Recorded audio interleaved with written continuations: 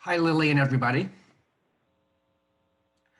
Hi, thanks for joining us.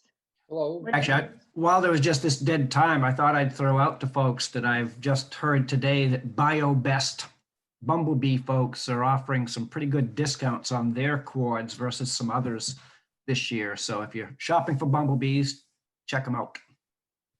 Great, thanks, Ron. Yes, I have heard they have a good deal.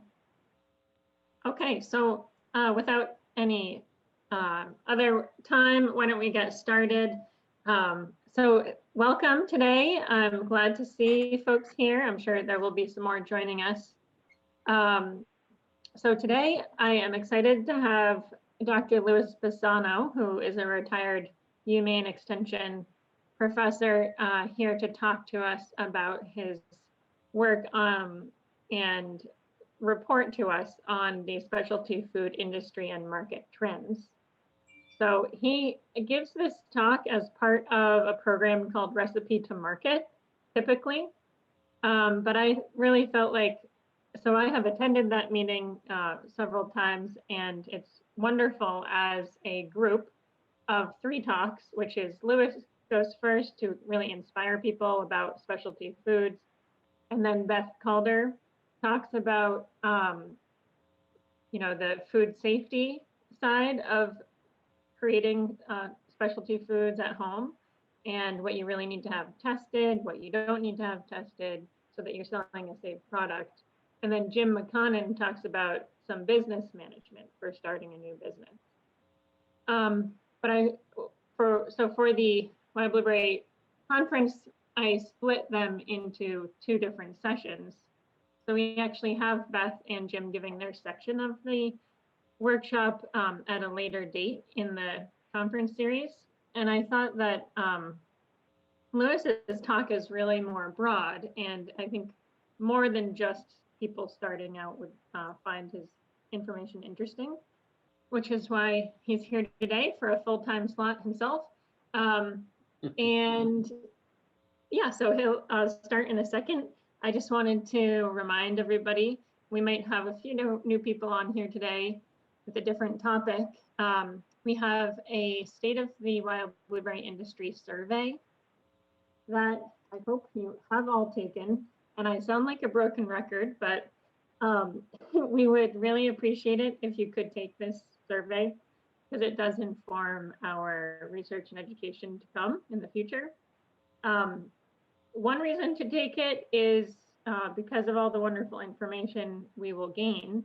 But a second reason is that you could win a $100 Home Depot gift card. So that's a perk. I will put the information on how to take the survey in the chat. If you did not receive a code for this particular survey, you'll need to just email Jonathan for that code, and that would be really helpful. So now I will turn it over to Louis. Okay, and he'll share his screen and get started. Great. Well, good afternoon and welcome to this presentation on specialty food industry. As Lily mentioned, I have been working with my colleagues Jim McConnon and Beth Calder to do a program called Recipe to Market. And that program was implemented because Extension had been getting a lot of questions across the state from people who wanted to start a specialty food business or produce a specialty food product. And in response to these requests, as Lily mentioned, I've joined with colleagues Jim McConnon, who's our business and economics specialist, and Beth Calder, our extension food science specialist, to present 2 versions of this Recipe to Market program. And today I'm going to be presenting an expanded version. And my colleagues, as Lily mentioned, will be making their presentations on March 12th from 12 noon to 3 p.m. And I urge everyone to attend those sessions. They're quite interesting and informative. But as I indicated, my colleagues and I have assisted many individuals across Maine to start a specialty food business. But being in the specialty food business comes with challenges and opportunities. And one of the key successes, of course, is having a good product that people want to buy. I've sent many clients to my colleague Beth Calder, who's a food scientist, to help them improve their product before going to market. She's a tremendous resource. So I'd encourage you to, if you do have a product that you're still working on and you would like some advice or suggestions, Beth is a great resource. But equally important to having a good product is learning all you can about the industry, so you can compete successfully.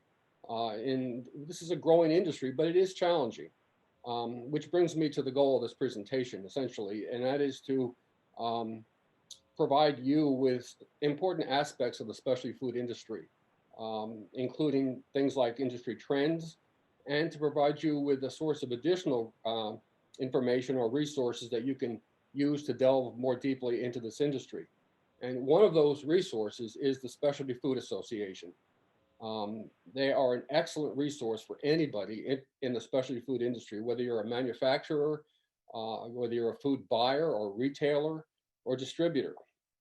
And in fact, I'll be sharing the latest information about the industry with you today. And that information comes from the 2020-2021 State of the Specialty Food Industry Report, published by the Specialty Food Association. And it covers such things as the top selling and fastest growing categories in specialty foods, consumer attitudes and preferences, and the different drivers of trends, generational differences that are affecting the market right today. So I'll be sharing that information. I just wanted to make sure that you knew that Specialty Food Association is a great resource. And a sister report to the report I just mentioned is a report called Specialty Food Category Tracking and Forecast Report. And that tracks and forecasts individual categories within specialty foods.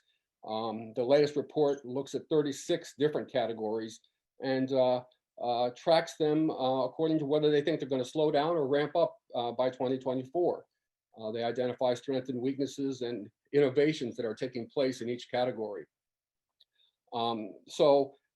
Again, great resource. But in addition to those reports I just mentioned, the Specialty Food Association conducts webinars, and they produce many excellent publications on a wide range of topics. In fact, I downloaded or recently looked at one that was specific to getting into the food service industry, and it's just fascinating.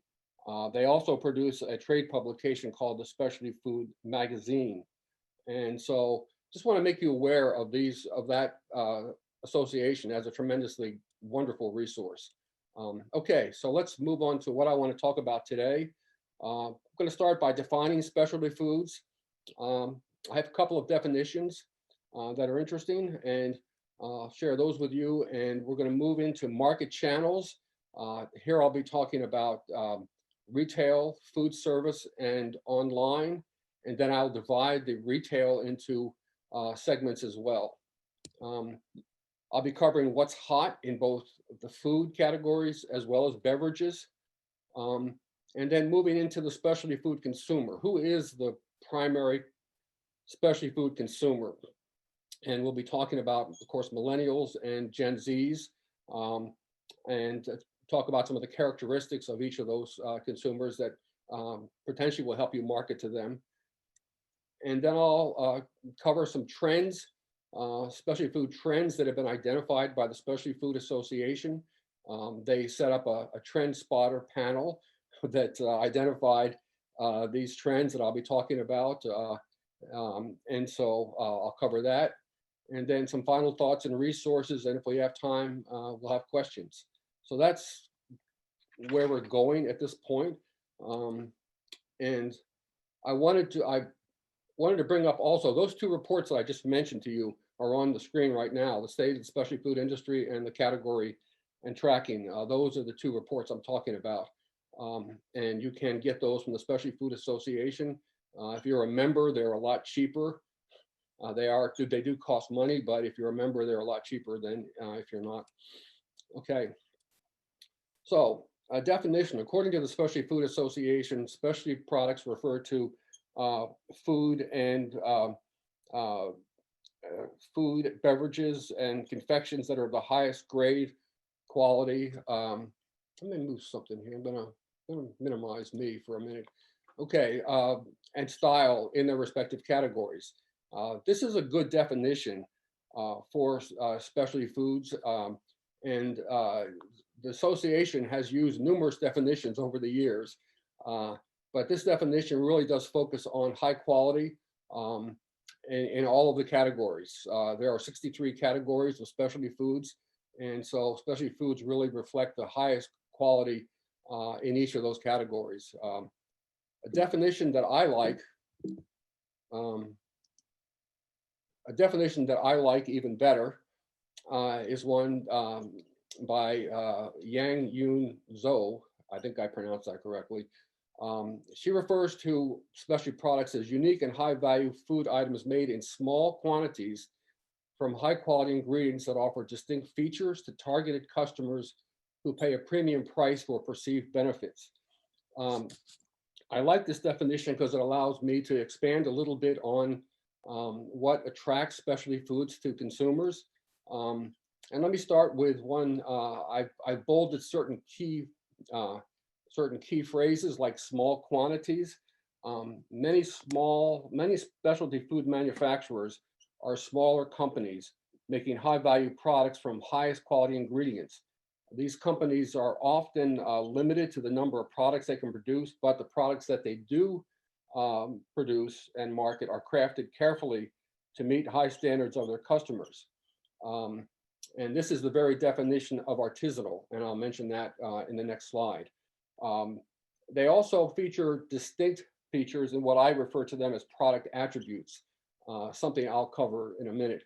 They're also targeted to, while specialty food consumers are many and varied across different categories and different generations, there are targeted customers who are particularly fond of and willing to pay more money for these higher priced products. And I'll be talking a few minutes about those targeted customers.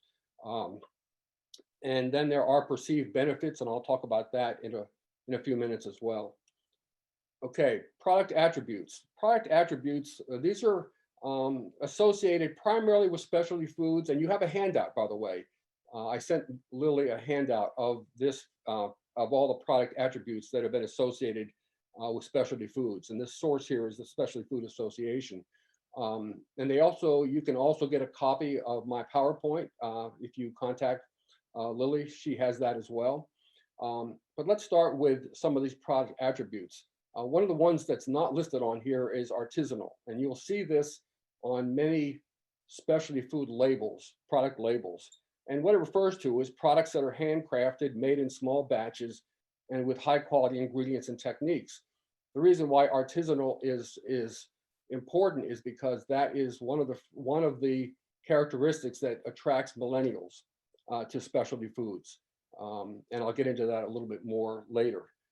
Some other product attributes include such things as ethical, that is produced with the welfare of animals and people in mind, like cage-free, humanely raised, dolphin safe tuna, or cage-free eggs. Fair trade is also another very popular attribute, made with welfare of workers and farmers in mind.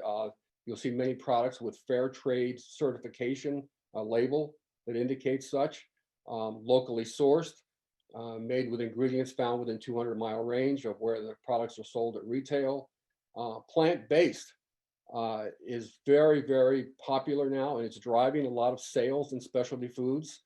And I'll talk a lot about that. Sustainability is important to particularly millennials and Gen Zs. And I do have to mention the term all natural, and with a warning.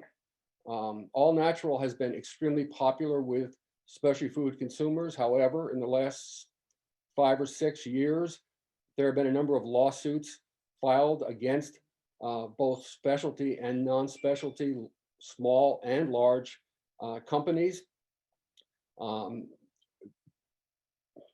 Essentially, consumer groups have claimed that the products labeled all natural are not all natural. Some they cite have been made with genetically modified organisms, others with high fructose corn syrup, for example, and there are a bunch of others. And so over the last few years, the all natural claim has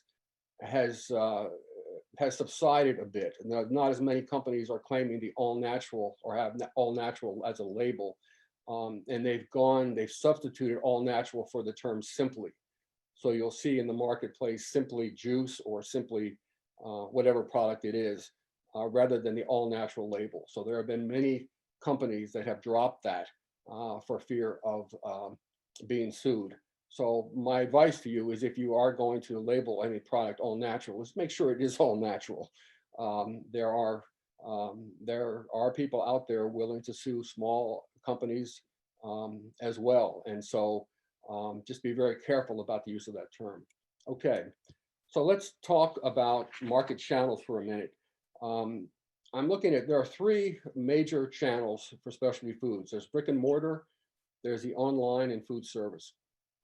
The industry in 2019, sales were $159 billion, of which $118 billion of that were brick and mortar retail.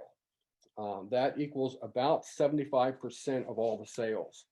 And between 2017 and 2019, sales grew about 7.5% in brick and mortar retail. But interestingly enough, retail has lost a bit of market share to online, and I'll mention them in a minute. But having said that, still 75 cents, about 75 cents of every dollar is spent, every dollar is spent on especially food and beverage in brick and mortar outlets. So it's still a very extremely important outlet for specialty foods. The next highest was food service, and food service was about 35 billion, and they represent about 22% of all specialty food sales. And food service grew at a rate of 12.8%. And part of that is reflecting the fact that people are eating out more, or at least before the pandemic, people were eating out more and spending a higher percentage of their food dollar on food outside the home, as opposed to purchasing groceries for in-home consumption. The online channel, which is the smallest, grew to 5.4 billion, and that growth was about 133% from 2017. And they gained market share, actually doubled market share from about 1.6% to 3.4%. And so if you look at this overall, online and food service channel growth in particular bolstered the total market in the last 3 years for specialty foods. So let's look at retail. So where is it selling at retail? Mainstream stores account for about 83% of all specialty food sales at retail. And by that, I mean supermarkets like Kroger, Pathmark, Shop and Save. Those are all examples. Mass merchandisers, for example, like Walmart and Target, club stores like Sam's Club. These are all mainstream stores. And I should point out that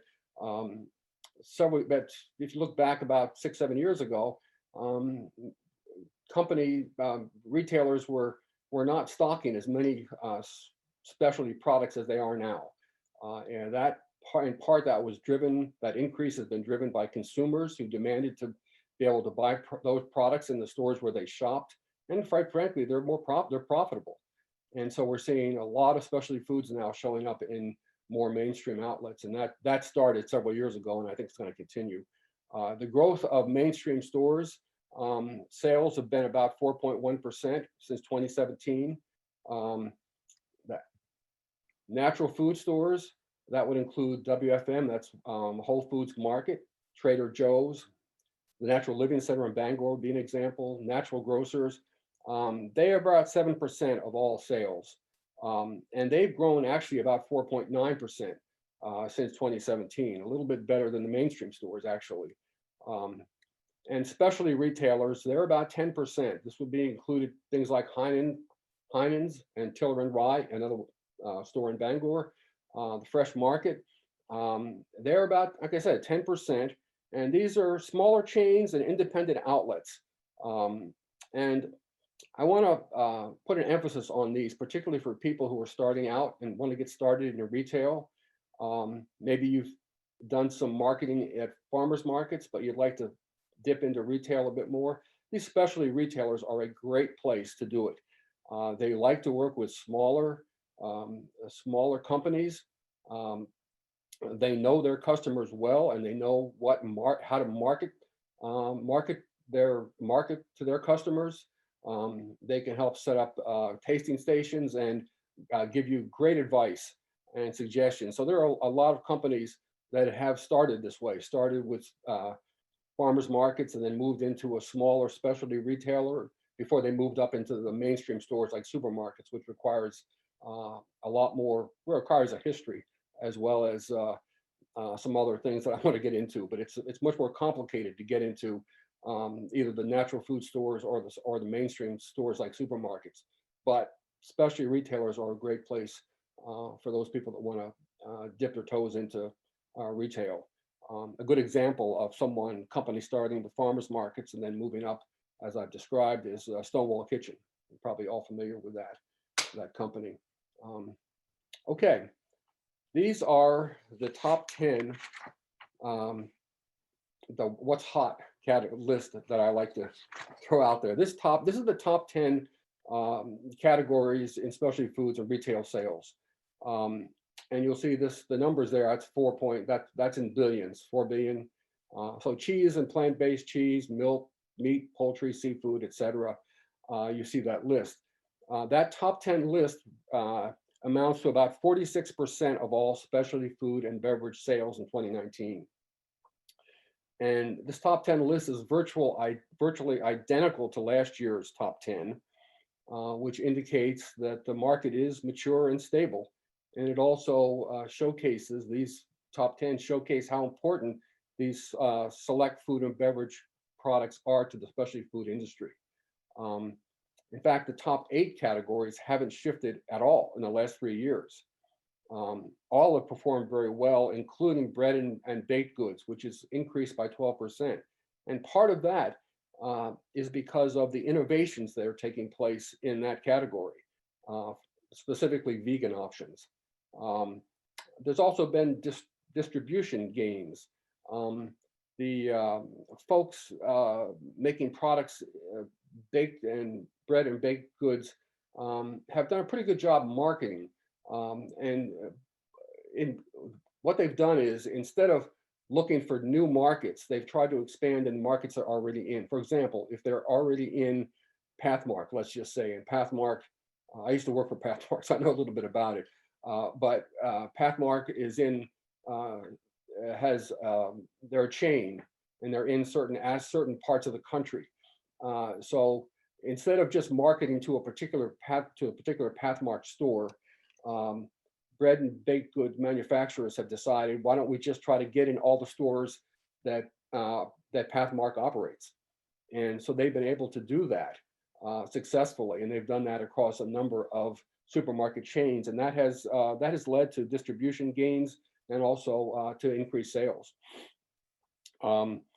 Water, for example, water is another interesting. Let me back up. Well, chocolate and other confectionaries have gone up 14%, and entrees, refrigerated entrees, 15%.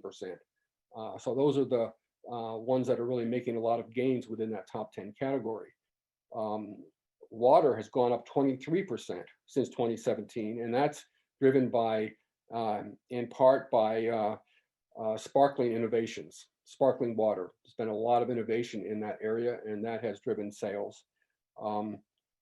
Frozen entrees has been interesting. That moved up into the top 10 and knocked out yogurt and kefir, which had been in the top 10 for a number of years. But interestingly enough, concern about sugar and dairy in people's diets accounted for a slowing of sales of yogurt and kefir. And probiotics is also competing with yogurt and kefir. So they moved off the list, and entrees frozen, FZ is frozen, by the way. And the non-RTD you see in coffee and hot cocoa, that's non-ready to drink coffee and hot chocolate and hot cocoa. Okay, so those are your top 10 and representing again 46% of the sales. I should also note that perishable food and beverage categories are important to specialty food, but the center store grocery department comprises about 60% of all the retail sales. And bread and baked goods and water are key sellers that drive those center store sales. Okay, let's move on to what's hot in beverages. And the percentages you see there are the percentage of sales that are attached to each category. For example, coffee and hot cocoa, non-ready to drink, comprise about 29%, almost 30% of all the beverage sales. Water, almost 20%. So between the two of them, there's almost 50% of sales just in those two categories. And again, water increased by 23% just within the last since 2017. Also, I should note that tea and coffee, ready to drink, that's the 7th one on your list. Refrigerated, even though it only comprises 2.6% of sales, it grew by 38% since 2017. I'm not sure what is driving that, but a lot of the smaller categories that represent very small percentage of sales, there's a lot of innovation taking place in those categories, and they are helping to drive sales as well. Okay, let's turn to one of my favorite topics, that's plant-based food and beverages. Plant-based food and beverages are growing at about 5 times faster than all food beverages. And there is, for those of you interested in plant-based, there is a plant-based food association. In 2019, the specialty food industry reached $5 billion in sales, retail sales, brick and mortar. And that was a 27% increase since 2017. So plant-based food and beverages are hot. It's one of the very, it's one of the drivers of sales right now. And if you look at where those products fit within the supermarket category, we look at refrigerated, frozen, and grocery are the 3 major departments within a food store or supermarket. 77% of the plant-based products fit into the refrigerated category, and so they make up closer to, they make up a really significant amount of the sales in the refrigerated categories. And in the refrigerated section, plant-based milk, meat alternatives, and yogurt and kefir are the primary sellers in that refrigerated department. The next, and the refrigerated department, by the way, products grew within that department by 31% last year, ellipsing frozen, which grew by 23%, and shelf-stable products that grew only about 5%. So you can see that most of the action here is in the refrigerated, in products that are refrigerated, although there are some in frozen and grocery as well. Okay. When we look at the overall growth of plant-based sales, where is it? Well, 42.8% of it is in plant-based milk, refrigerated plant-based milk. If you combine plant-based meat alternatives, refrigerated, and plant-based meat alternatives, you get another 15.9%. And no other category even approaches 10%. So the real drivers of sales in plant-based products are plant-based milk and meat alternatives. And it should be noted also that during COVID, it was interesting, COVID, many consumers switched to plant-based purchases because animal proteins and dairy products were not available. And the industry people that produce these products are hoping that those folks who tried it for the first time will continue to be consumers of plant-based protein products, like these plant-based meat alternatives and plant-based milk. And so the hope is that the first-time purchasers will continue to purchase those products. Okay, moving on to specialty food-based food and beverage, top 5 categories of growth. Creams and creamers both shelf stable, that first 142% increase in sales, and creams and creamers refrigerated 85%. Those two are among the fastest growing categories in specialty plant-based food and beverages. Although they comprise right now only about 6% of all specialty food sales. The plant-based meat alternatives grew by over 100% during 2017, from 2017 to 2019, and they're having a meaningful impact on the entire plant-based segment. And right now it accounts for about 10% of all sales. Yogurt and kefir is kind of interesting. I mentioned that earlier. Dairy-based items make up about 90% of the sales for yogurt and kefir. So only about 10% of sales are plant-based. However, the dairy-based segment growth has essentially diminished. The dairy-based segment of this category has not been growing, but the plant-based segment has grown by 77%, and now accounts for about 7% of sales. So again, I think it may be because people are concerned about cholesterol or dairy in their diet or sugar, whatever. But it's the plant-based segment of that category that is really showing the growth, and not dairy-based, which, as I said, has pretty much diminished as far as growth. And just as a side note, while the sales of many of these plant-based items may be small in certain categories, like cheese, for example, or frozen entrees, right now it's only about 5%, 5.7%. Many of these are driving growth because they're generating consumer excitement on the innovation front. So many of these smaller categories are innovating, are showing a lot of innovation. Manufacturers are creating some interesting products, and that's leading to excitement, and I suspect it's going to be continued. They're going to continue to grow in sales. Okay, let's talk about food service now. Food service is comprised of businesses and establishments that prepare and sell ready-to-eat food items, meals, and snacks.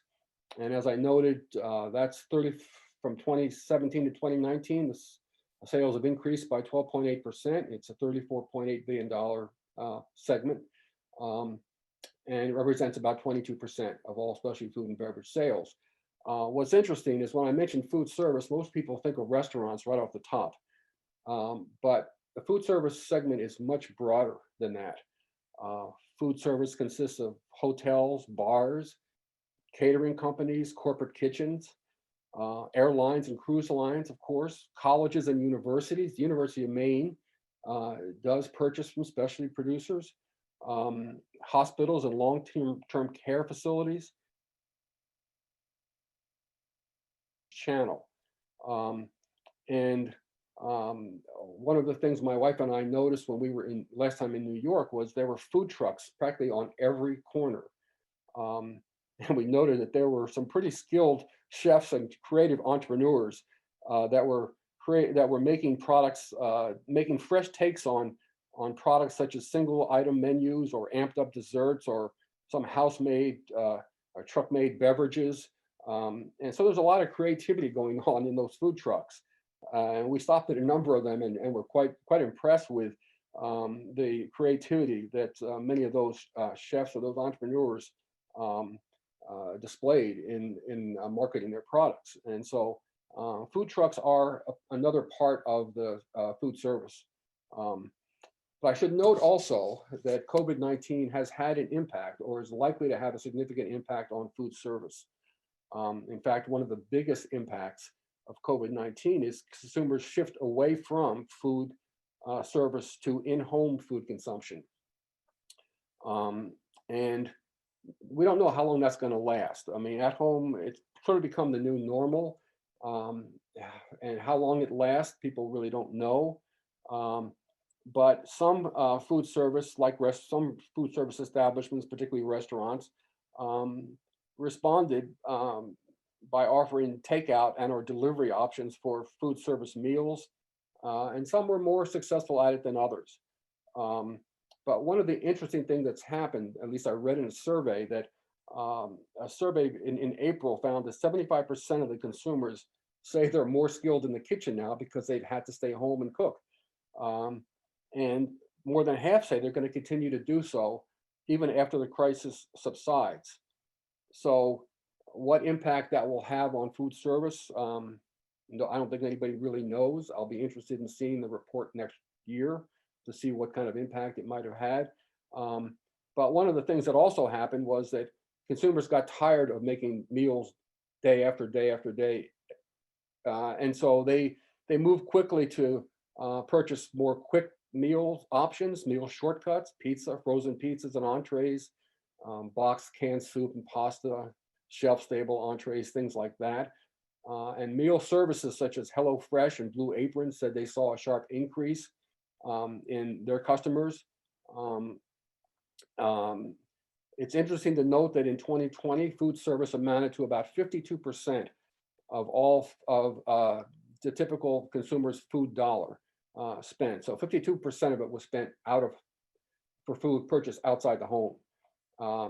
And it's hard to know what kind of impact that's going to have given the impacts of COVID. But one thing we can look at, or maybe make a comparison, is we can look at the impact of on food service during the last recession as a way to kind of look at maybe what might happen. And during 2007 through 9, the recession during that time, the share of food purchased away from home dropped about 10%, and grocery gained about 4%. So, again, there's a lot of unknowns here. But even when restaurants reopen, it's likely that they'll be restricting patrons and may generate about half the sales that they used to. So it may take several years to get back to where spending out of the home rebounds back to the 50-50 it is currently about now, but it's likely to be very gradual. So food service is an area of growth within the specialty foods, but I think before jumping into that, it may be interesting, it may be worthwhile to wait and see what the impact has been, what the impact of COVID has been. Okay, let's talk about the online retail channel. Online retail channel, both specialty and non-specialty, represents about 3% of all grocery sales. When we look at in 2019, the specialty online grew to 5.4 billion, as I mentioned before, and it's about 4.4% of all specialty sales. Surveys have shown that 25% of all shoppers, not just specialty shoppers, prefer grocery outlets that have an online option as an option. And this is regardless of whether they purchase online or not. 25% prefer grocery outlets that have an online ordering as an option. When we look at break that down even further, men age 26 to 43 over index, which means that they 43%, which is over the 25%, prefer to shop at outlets that have an online ordering option. Parents with children age 5 and under, or parents with children 6 to 11, or larger household, 5 persons or more, all of them over index. All of them prefer shopping in outlets that have an online option over and above that 25% average. 33% of shoppers actually say that they order online at present, whether this is for delivery at home or click and collect. They go to the store and then somebody brings it out to them. So 33% of all shoppers. And I want to get into a little bit more detail in a few minutes here. But one of the reasons for this is obviously it's driven by consumer demand around COVID, of course. But there's also been improvements in retail service offerings as well. Amazon Prime membership is one example where you get free shipping if you're an Amazon Prime member. Auto replacement, which allows you to set a schedule to receive a product that you use on a regular basis without having to go in and ordering. Lower delivery fees or minimum orders have contributed, and increased click and collect availability among brick and mortar retailers. All of those things have contributed to the growth of the online retail channel, and I think bodes very well for the future. If you look at, I forgot to mention this, 33%, mentioned 33% of all shoppers order groceries online. Men, again, over index, extremely affluent households, that's $150,000 income or more. And interestingly, those living in the Pacific region over index in saying that they buy groceries online. Okay, let's look at I want to look at the generational preferences for ordering online. And here it's interesting. Millennials are by far and away, and I'm going to define these groups in a minute by age, just bear with me. But millennials by far and away prefer outlets with online options, making this the generation to target by far. And Gen Zs, it's a little surprising, only 24% of those in Gen Z say that they prefer ordering groceries online. And that's somewhat surprising because millennials and Gen Zs tend to be more closely aligned. As you see, Gen Xers and baby boomers are much lower. It should be noted, however, that household income does not play a role. Household income doesn't play a big role in consumer preference for online shopping.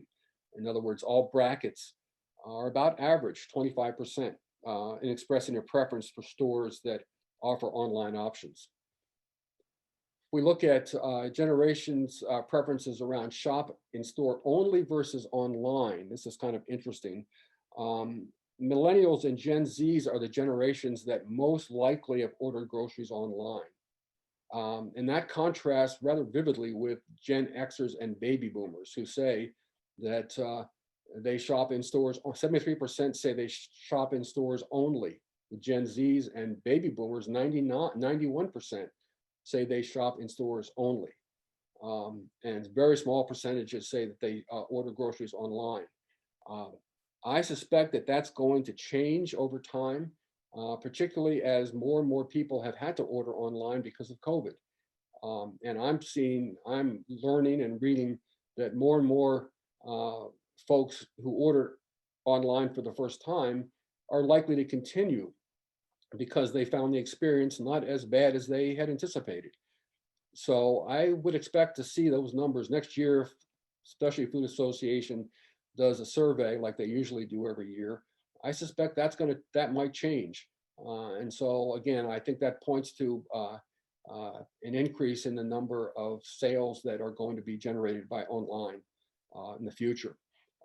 Should note also, if you look at specifically where people shop, Walmart and Amazon are the two preferred online shopping outlets.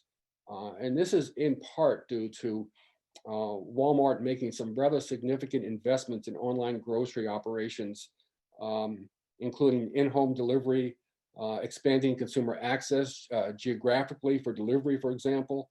And for some odd reason, Amazon dropped by 10 percentage points since the last survey. I'm not sure why, but right now Walmart and Amazon are tied for the preferred online shopping outlets. And if you look at generations, baby boomers tend to prefer Walmart. And I guess perhaps it's because there are so many Walmart stores out there, and if they need to exchange a product, it's a lot easier to just, if you go into your local Walmart store. So it makes it easy for in-store returns. Amazon is, millennials prefer Amazon, but Gen Xers and boomers aren't far behind. Gen Zs tend to prefer Target. And Gen Xers tend to favor local supermarket websites. Go figure. So those are some of the differences. And again, I want to stress that many of these shoppers ordered online for the first time, and it is expected they're going to continue after the pandemic. Many smaller brands of specialty products, many smaller companies, specialty companies, during the pandemic tried to pivot from brick and mortar sales to e-commerce.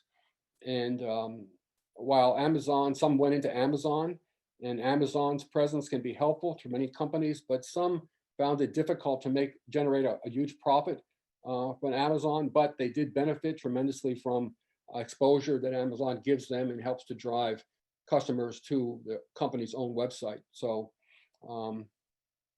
those are just some issues that seem to be surfacing around online. Okay, so what's actually selling online? These are the top 10 categories. Chocolate is number one, and it leads with about 16% of people saying that they purchased chocolate online. But you can see the others: coffee and hot cocoa, nuts, seeds, trail mix, juices, salty snacks, seasonings, snack bars, granola, energy bars, cookies, tea, and coffee. Interestingly enough, there were 18 specialty food categories where there was at least 10% penetration. This is only the top 10. And so in 2020, there were 18, and this is up from 10 last year, and up from 2 in 2018, where there was 10% or more penetration. So clearly, a higher percentage of specialty food consumers are dipping their feet into increasingly broad range of specialty categories, online specialty categories. But interestingly enough, individual consumers still only purchase from a very small number of online products. And Gen Xers and millennials are the first generation to cross the 20% threshold, which and more than 10% of Gen Zs purchase from 28 categories. And so Gen Zs and millennials are very active online. And if you want the bottom line for online shoppers, the bottom line is that both specialty food consumers and non-specialty food consumers are young adults who are at a life stage where they're likely busy at work, possibly raising a young family, and they're affluent enough to make purchases online. That would be the bottom line in terms of who purchases specialty foods, purchases online. Okay, moving right along. Let's talk about the specialty food consumers now. So who is it that buys specialty foods? Let me put these up. Okay. Each year, Mintel, as part of the State of the Specialty Food or State of the Industry report, surveys consumers to determine their buying patterns and preferences, and breaks them out by generation. These are the categories that they use. Gen Z from 1995, born from 1995 to 2007. They're aged 13 to 25 in 2020, and you can see the rest. These generation labels and years are used by, again, Mintel and the Specialty Food Association, but you can find slight variations among various sources. So I don't want to quibble with that, but this is what the Specialty Food Association uses. You will find Pew and perhaps a number of other research organizations that might vary slightly from these years. But nonetheless, moving on, the Specialty Food Association surveys each year consumers, and it asks, in the past 6 months, have you purchased specialty food or beverages? And they track the number of people that say they give a definition of, they define specialty foods for people, and they ask if they've made any purchases in the last 6 months that would fit into those categories. And since 2015, the percentage of people who say that they purchase specialty foods has risen, with a slight dip last year to 72%. But by and large, respondents, it varies from year to year, minor shifts, but essentially about 70% getting about 70% engagement now, which suggests that the industry is mature and strong, and they don't really expect to see much growth beyond 70%. So if you survey a bunch of consumers and 70% say that they purchased a specialty food in the last 6 months, that's a pretty good sign. However, there are some generational differences.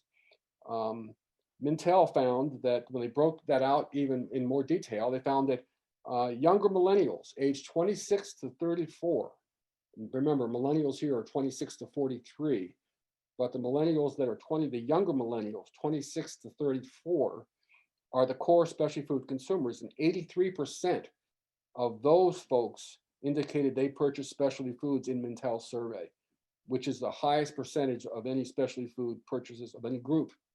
So the younger millennials are the core specialty food consumers. but millennials in general have been for many years now the prime consumer of specialty foods.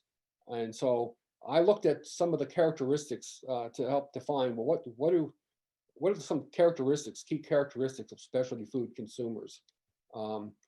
And so again, 26 to 43, and here's what I found through research.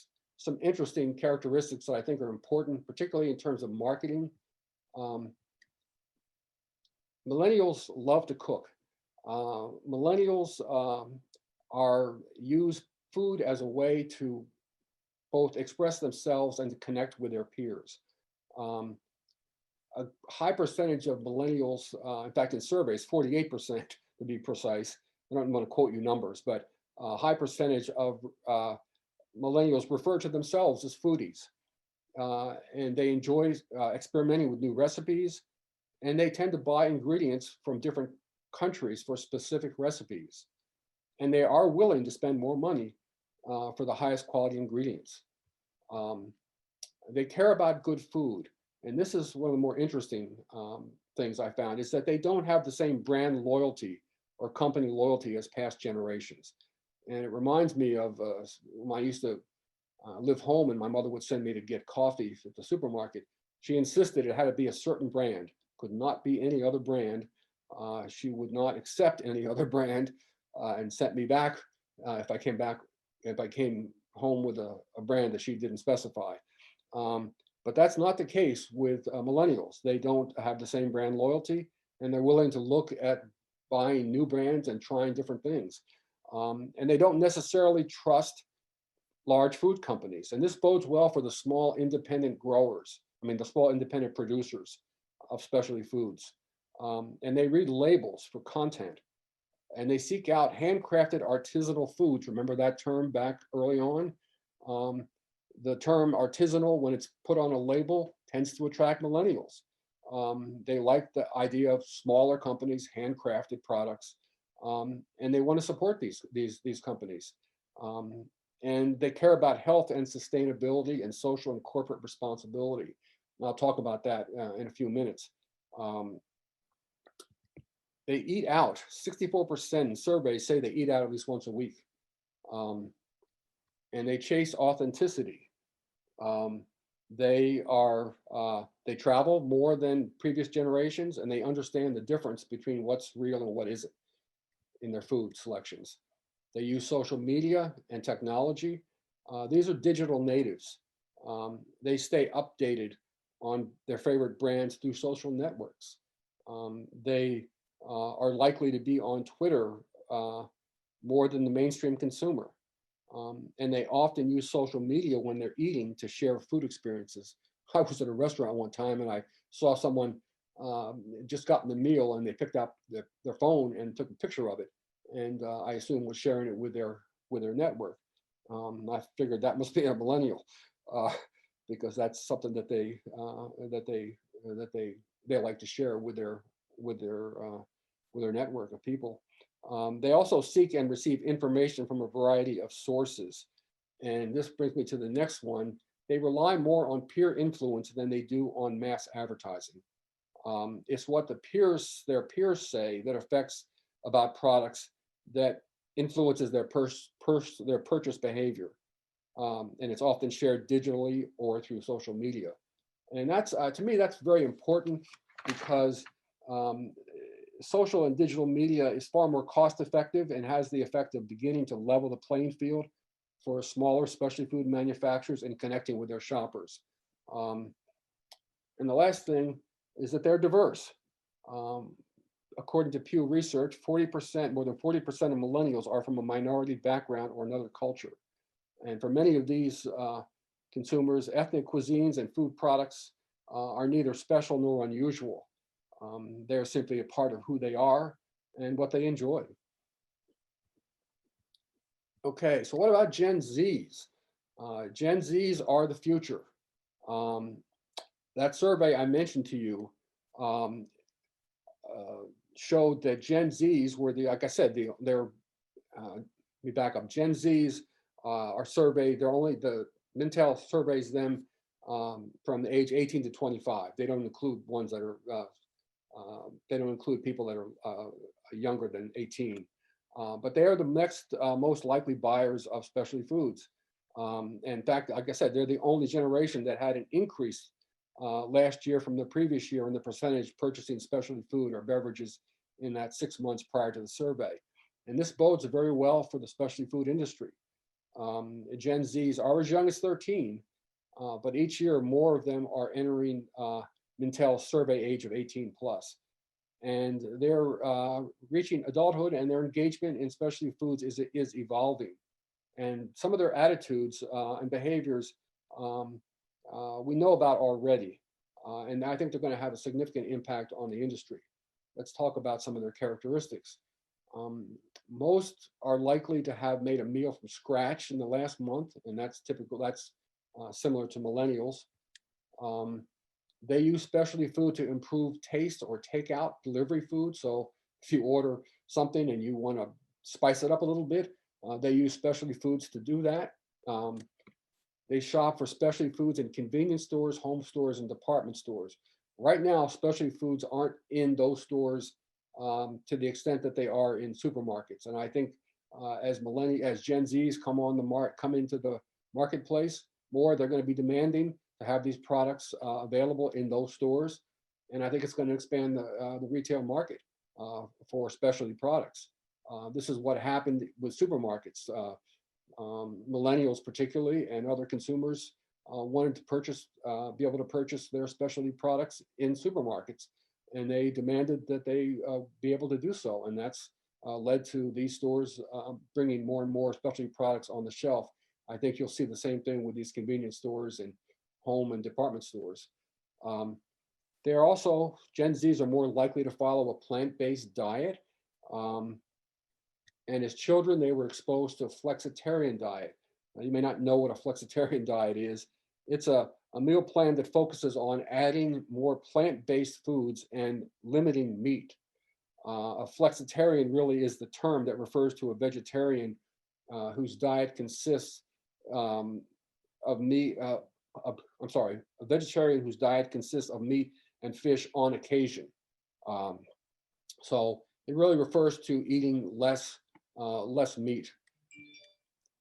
They're also followers, Gen Zs are followers of many diets, especially dairy-free. And they're willing to pay to upgrade menu options when they go to restaurants. If there's an option to improve or upgrade their menu by incorporating a specialty item, they're willing to do that. And they're values-based buying decisions. They make values-based buying decisions, and I will talk about that in more detail in a few minutes. So that's what we know about Gen Z so far. I think we're going to see a lot more research directed to find out more about Gen Z as they become more prominent in the marketplace. So I'll be interested in following that along. Okay, now we move to trends. I mentioned, I think we're pretty much on time here. Yeah, Louis, there is one question in the chat. Okay, sure. If you don't mind. Sure. It relates to selling foods online and out of state. Can you cover specific regulations with out of state sales? I can't at this point, but I will look into it. I think Jim McConnon will cover that in his presentation. If not, I'll make sure that he does. I don't have any information or don't have any current information on that. Yeah. But, okay, great. I'll make sure yeah, that I think Jim would be the covered that. I person think to Jim answer covered that in his Yep. program. Pretty sure. Sorry Sounds about good. that. Sorry No, about that's that. good. Let me continue. Yep, go ahead. Okay. I mentioned the trends in specialty foods, and I mentioned that the Specialty Food Association set up a trend spotter panel. This panel was composed of professionals representing the diverse segments in the culinary world. And they identified these trends that I'll be discussing. And these panelists also trend spotted at a Specialty Food Association's virtual marketplace. And they identified some of the food and beverage examples that I will use associating with each of these trends. But there are certain trend drivers or certain things that are impacting all of these trends. And of course, COVID-19 is a major driver of these trends. Another major driver is growing social awareness. Social unrest has really heightened consumers' awareness of brand values that they want to support with their purchases. And some of the Black Lives Matter and Me Too movement have really empowered consumers to be more forceful and more direct about what they expect from their food companies. And maturing Gen Z, adult Gen Zs are 18 to 24 years old, and as I said, each year more and more adults enter adulthood, and their values are going to have a big impact on brands, and I'll talk about that in a minute. So the first trend is an interesting one: cooking and eating at home. And of course, we all know that COVID-19 has driven that. The reality, however, of at-home meal preparation and consumption is expected to stay with us at least for a part of 2021. We don't know for how long. We don't know about the variants of COVID and what impact that's going to have.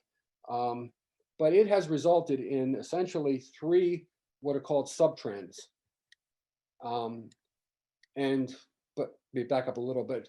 We expect at-home cooking to continue, but as people continue to make meals at home, it resulted in meal fatigue. And so people were looking for something to spice up their meals. And one of the food trends, or one of the sub-trends, is restaurant food in the home kitchen. And the trend spotters tell us that while consumers are eating out less, but they also are demanding more restaurant quality products for their home kitchen.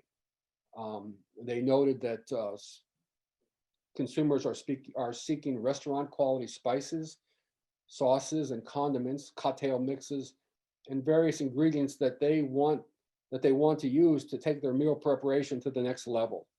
And the trend spotters have started to see these products in the market, and they expect to see them continue.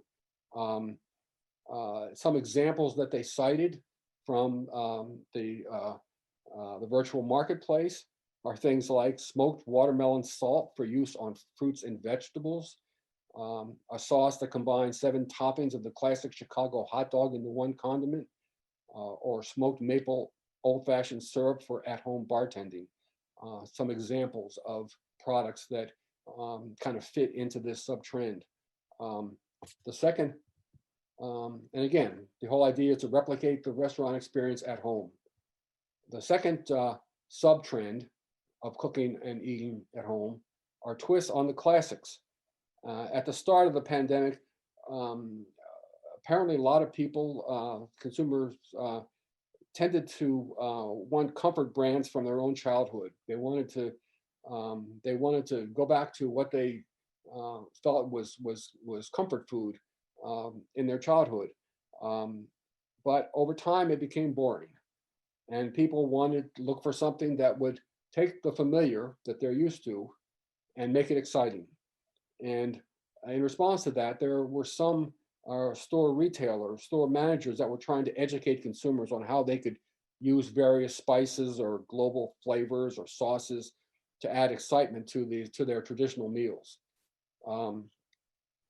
And some examples of that would include mint flavored pasta that people saw, that trend spotters noted in the virtual marketplace, or aged cheddar granola, or vodka and tomato ketchup, which is, I guess, a twist on vodka sauce. I can't speak to some of these. These are kind of weird. Some of these are kind of strange, but those are the things that the trend spotters have been citing. The third sub-trend is entertainment as opposed to entertainment. And they note that because these are heavy times and that some areas are still experiencing closures in theaters and stadiums, concert halls, and other entertainment venues, that consumers are looking to have fun at home. And the trend spotters are highlighting food innovations that are whimsical and fun.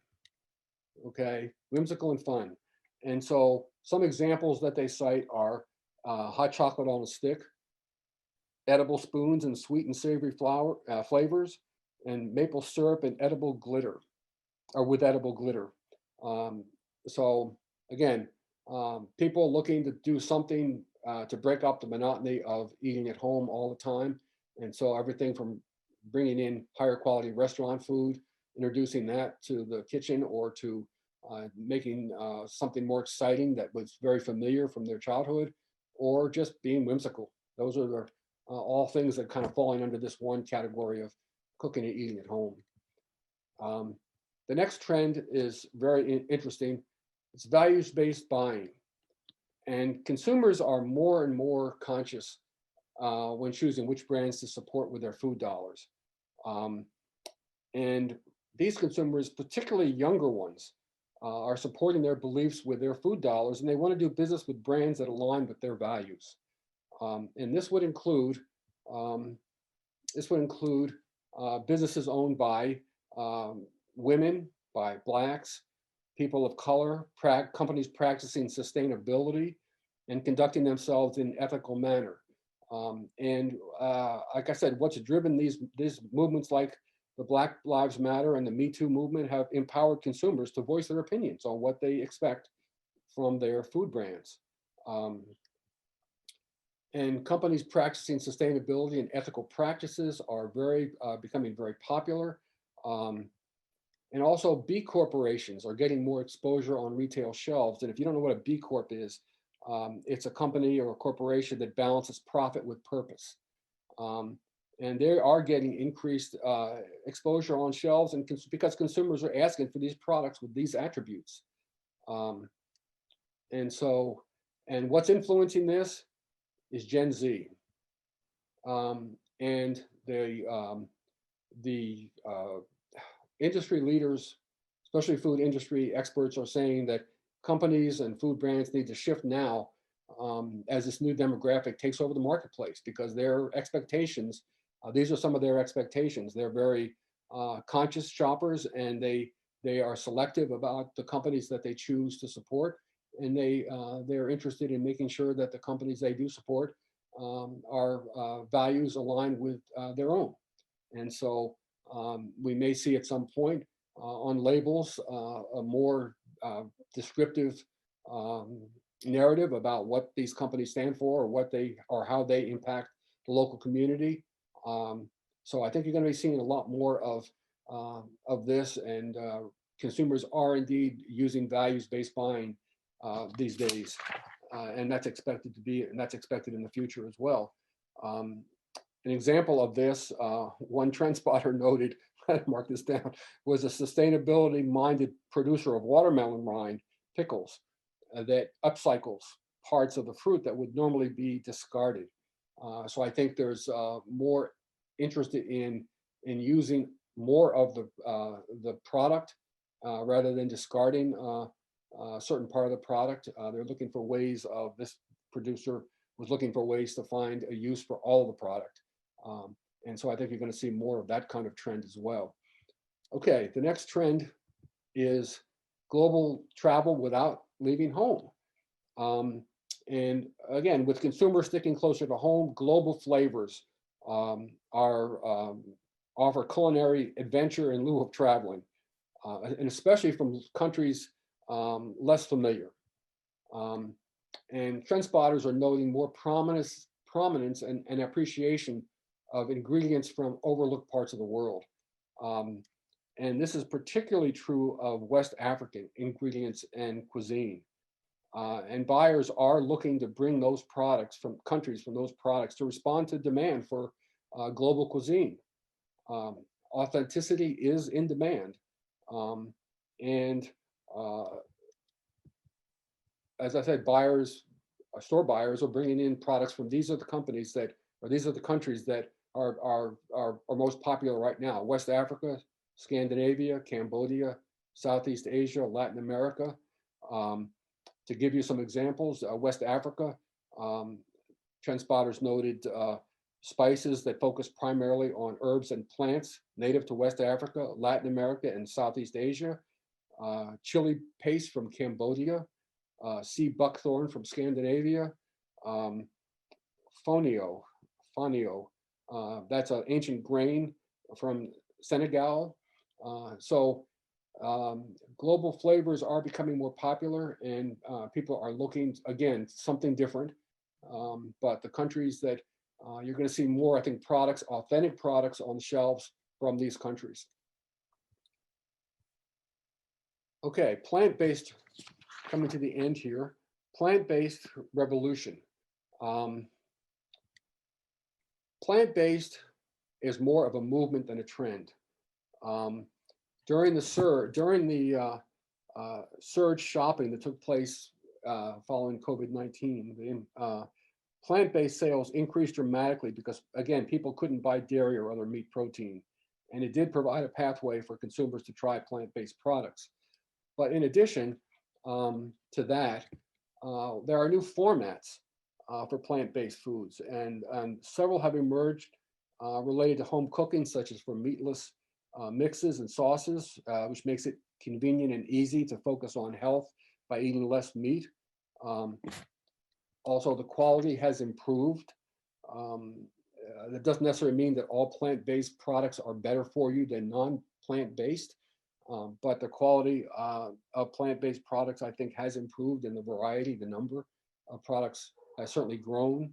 My wife and I consume a lot of plant-based products, and we have noticed a tremendous increase in both the variety of plants that are variety of products that are available, and they indeed have gotten better. And more people are going meatless, at least for several. They're going meatless either completely or just go meatless for several days of the week, as a means to try to consume less, to try to have a better diet. And the last issue here is that conventional meat and dairy production can be hard on the environment and watershed. And certainly Gen Zs are very sensitive to that, as are millennials. I think the plant-based revolution is going to continue. It's strong right now in specialty foods, and I would expect to see that continue to grow. And it may even grow because people tried it for the first time because of COVID. Some examples that the trend spotters noted was oat milk chocolate, I don't know about that, and cactus-based tortilla chips, and plant-based protein for use in chili soups and tomato sauce. Okay, coming to the next to the last trend, or coming close here. Functional ingredients. The pandemic has certainly put health and wellness concerns front and center for consumers. And they're seeking functional ingredients and benefits in their food and beverages. Products that boost immunity and manage stress are in demand, and probably will continue to be in demand. Although functional ingredients do cycle around from time to time, but right now it's products that boost immunity and manage stress that are in demand. Some examples that the trend spotters noted were some products called functional Gs. I think I'm pronouncing that correctly. It's a clarified butter popular in South Asian cooking, and it's marketed primarily to promote women's health, restful sleep, and cardiovascular health. And let me say at the outset, I can't vouch for the efficacy of any of these products. So this is just what's out there and what's being reported. So functional Gs would be one. CBD, which is the second most active ingredient in cannabis. It's an essential component of medical marijuana, which frankly deserves its own workshop.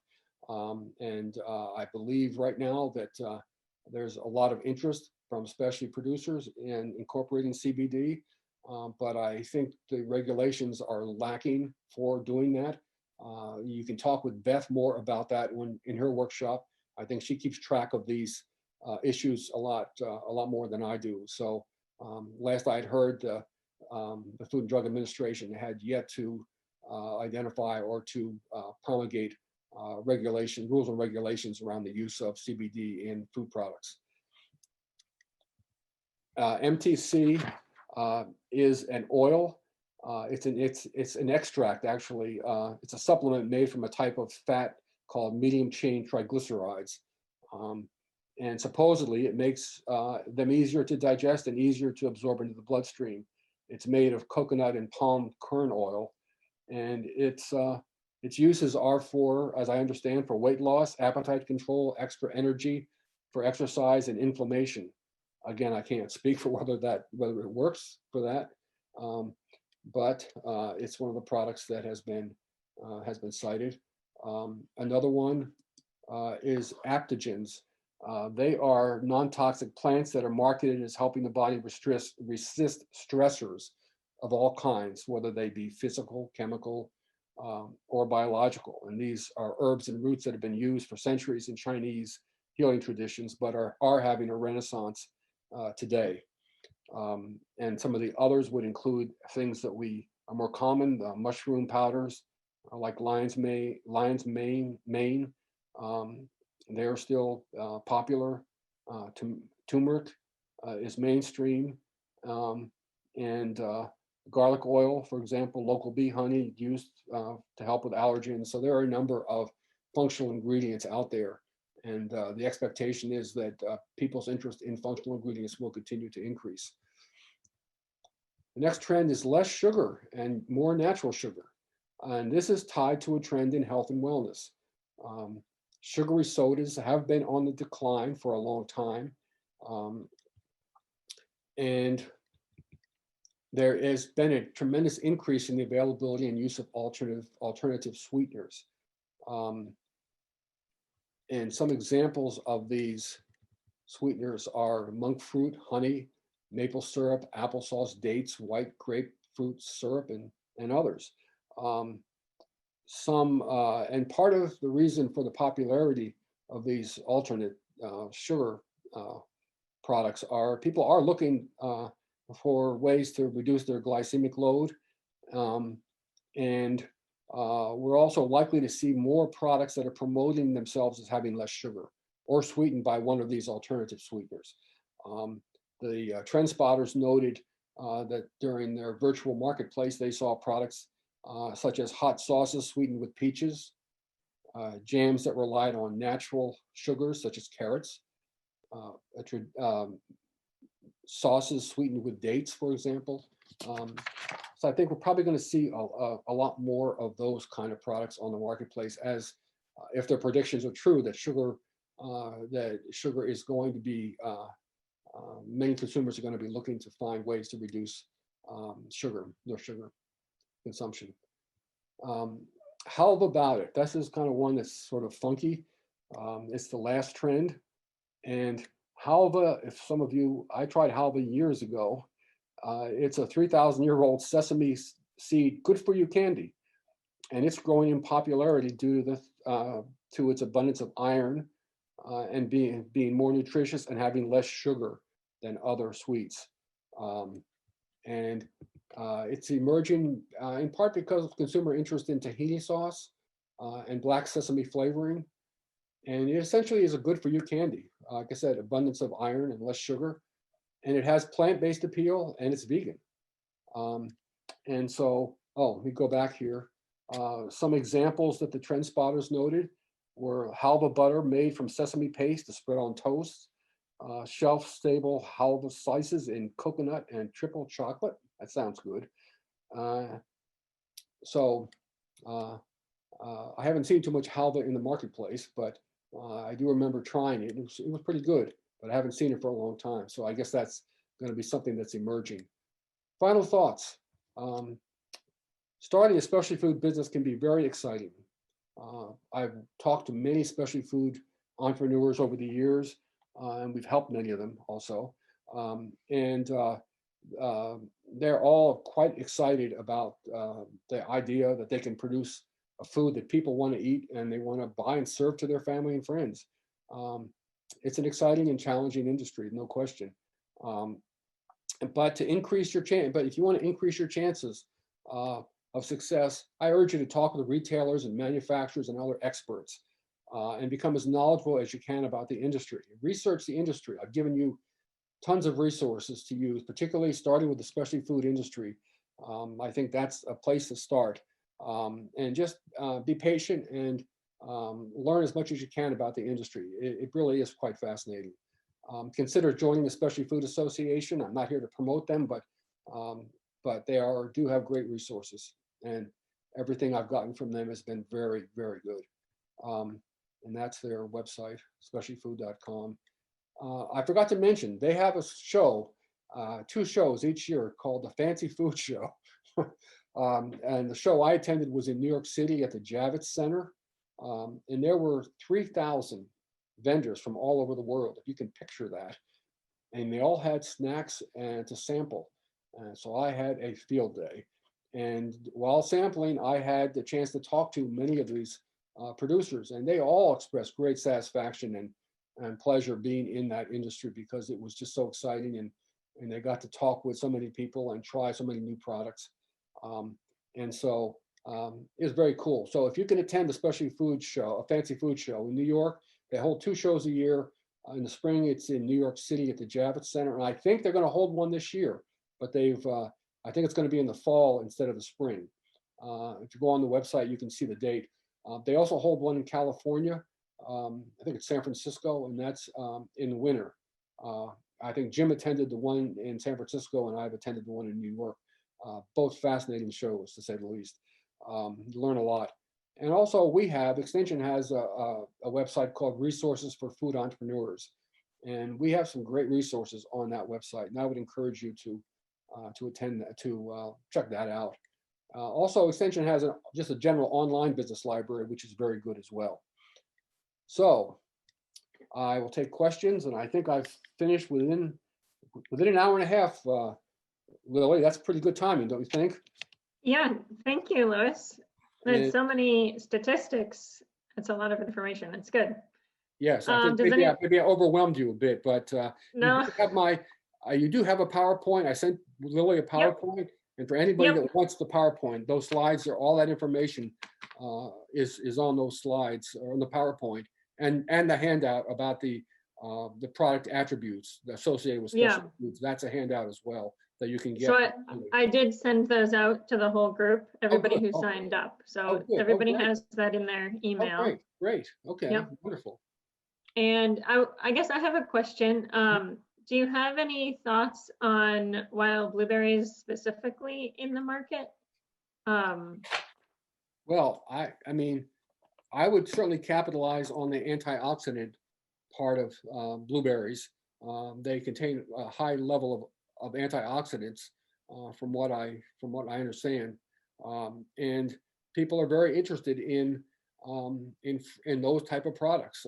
So I think marketing them certainly to millennials and to Gen Zs, and highlighting the fact that they're natural, they grow naturally, and they contain high degrees of antioxidants. I think that's a good marketing. That's a good marketing ploy, not a ploy, but it's a good marketing strategy, because I think people are more interested in those kind of products. Yeah. But Certainly. also there, Jim and I did a program several years ago, and I think Dave Yarborough would remember this, for blueberry growers looking for different markets. And we identified everything from jams and jellies to things like, it was a chewable, using blueberries in granola mixes or trail mixes, things like that, using blueberries in energy bars. There's a whole range of products that you could use blueberries, and because of their high level of antioxidants, I would think it would have a good market. But again, I want to point out that Beth has worked with a number of small producers looking to develop products from locally grown materials, and she can help you.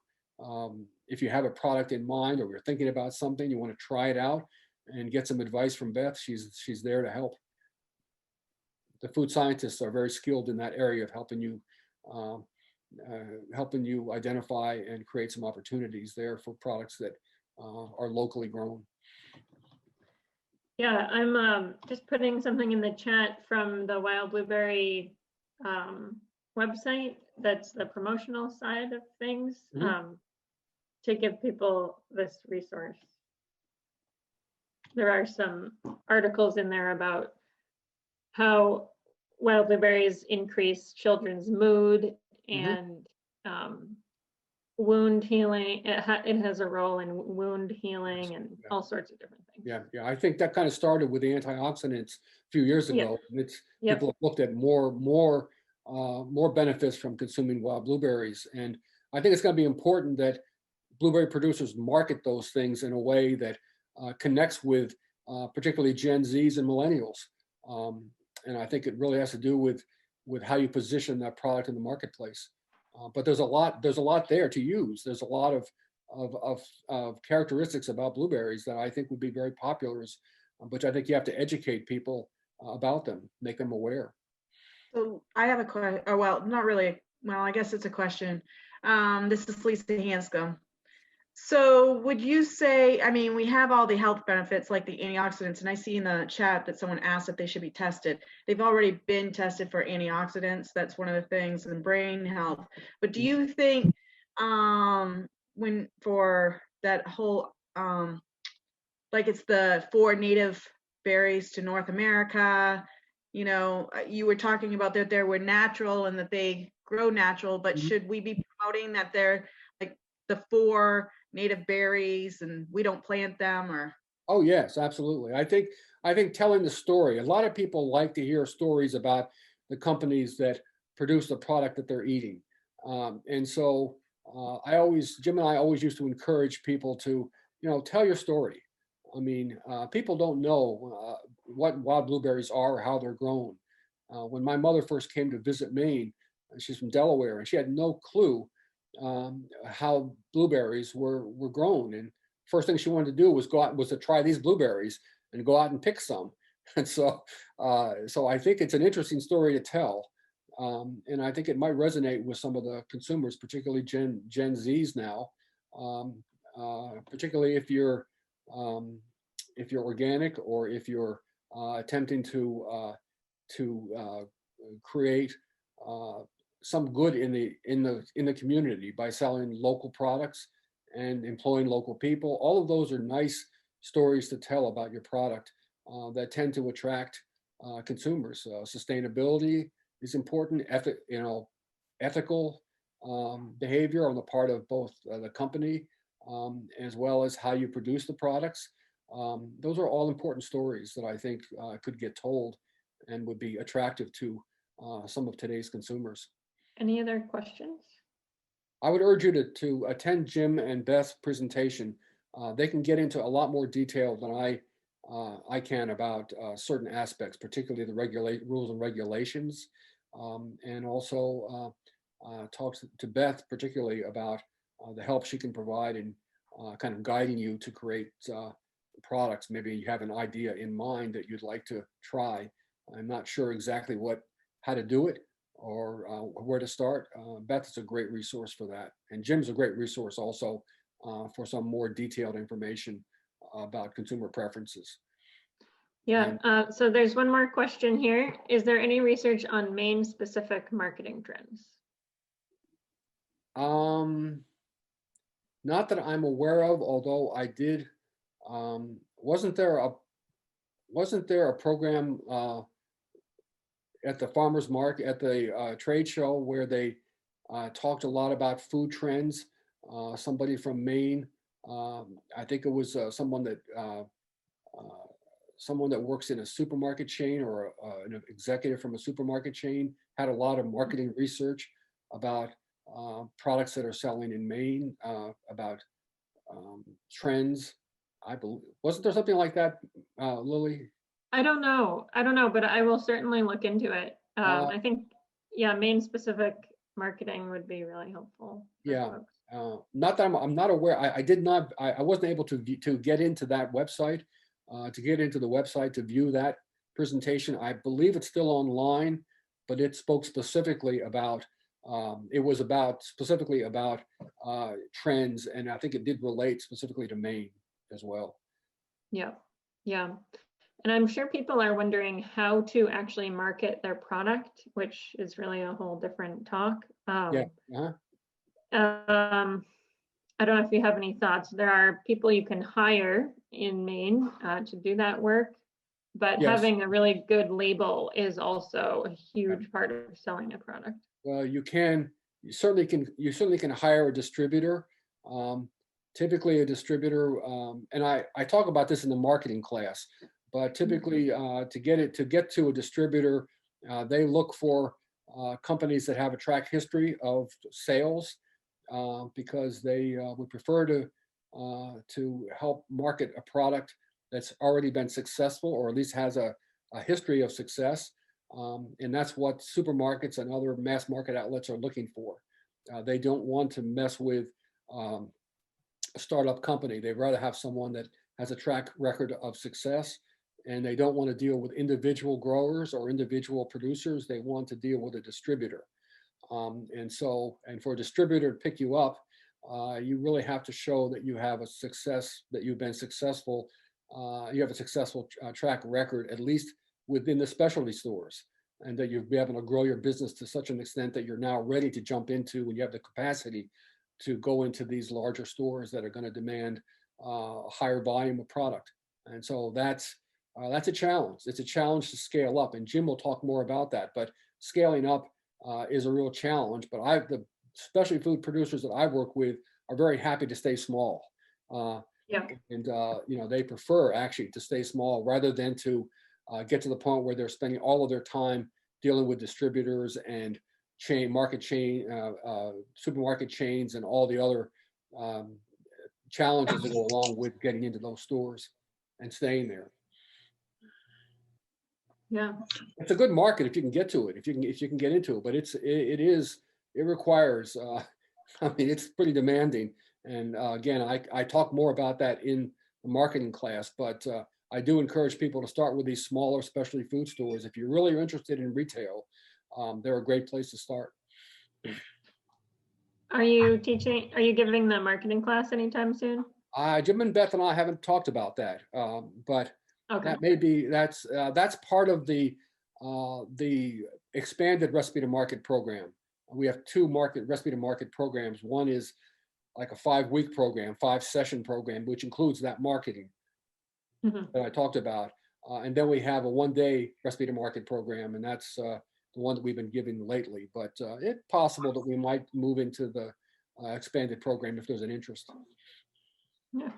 Okay, great. Well, thank you so much, Louis. Well, thank you, and I've enjoyed it. I hope that it's my first time doing this in this way, so I hope people have enjoyed it. And any feedback, I look forward to any feedback. I'm always interested in trying to make this more useful for people. And if you have questions, you can email those questions to Lily. Will you be willing to take any questions they might have after this is over? Oh, yeah. I have a yeah. question I wish I had asked. Yeah. Yep. You can send me questions and I'll send them over to Louis. No problem. Okay. That sounds great. And again, thank you very much for the opportunity. And I hope that you will join Beth and Jim for their presentation. I think they can respond more to certainly the rules and regulations, and Jim can respond to some of the additional questions that you raised. Yeah, great. Well, great. Have a wonderful afternoon. Thanks.